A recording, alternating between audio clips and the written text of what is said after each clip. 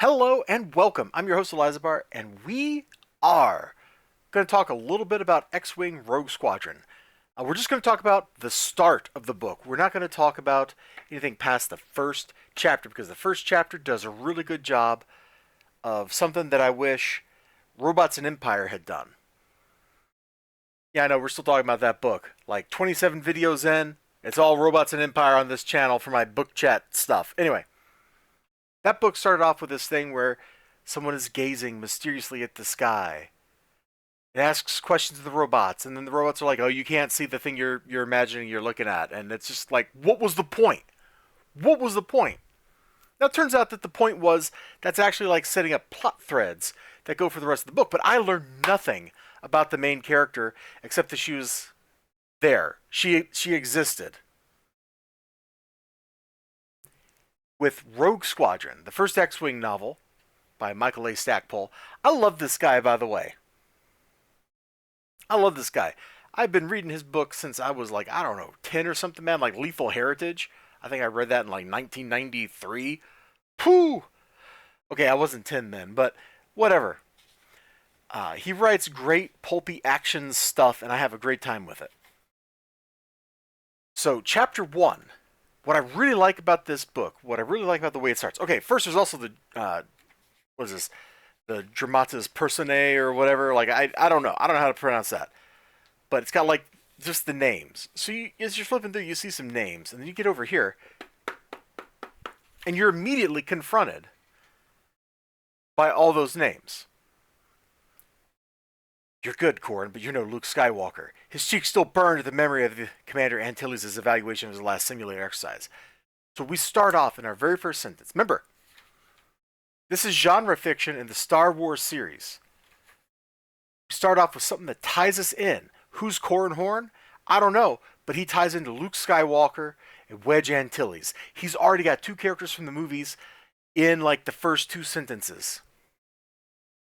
And then we're thrown immediately into just combat. And we learn a lot about these characters. We learn a lot about these characters, how they act under pressure, their personality traits. Is he overconfident? Is he a chicken? Or does he follow orders? Does he want to act on his own?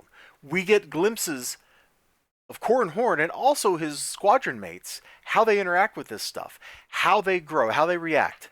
And we kind of see the patterns of those characters right here in chapter 1. Not because we're being told these things, because we are being shown these things.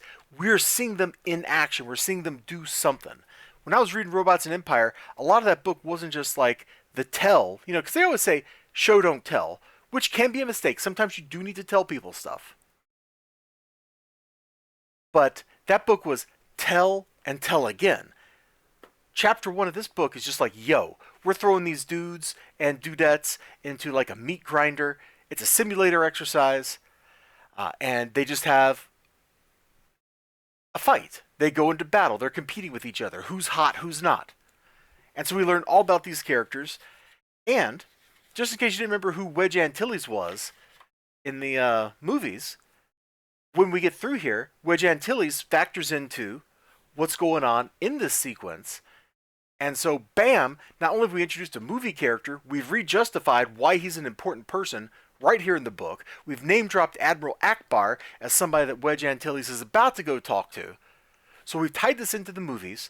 We've established that the characters introduced in this book are interesting because they interact, they do things, and we've tied them into the movie lore because this was back before Star Wars was all like, oh yeah, that's the whatever books that we don't want to do the canon for.